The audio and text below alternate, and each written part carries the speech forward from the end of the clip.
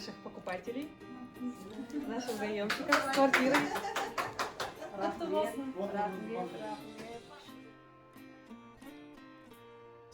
Жанияда 5 балам бар. Жолдасым қайтыс болған. Өзім мектепте мұғалім болып жұмыс жасайын. Қызылордада. Енді сол Астанаға Құдай қаласа пенсияға шығып, осы Астанада баламның қолына келсек деп жатырмыз.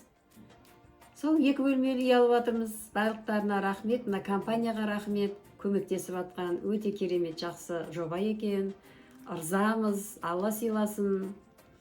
Сол қалғандарға да жұғысты болсын деп айтамыз.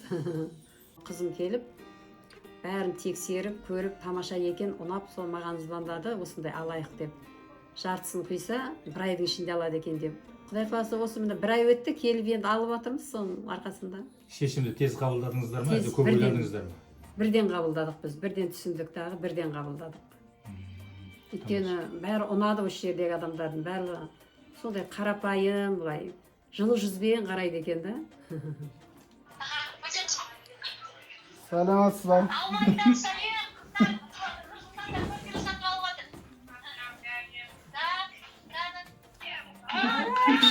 Рахмет, рахмет, рахмет. Рахмет. Алла сыйласын бәріңізді. Компанияға рахмет.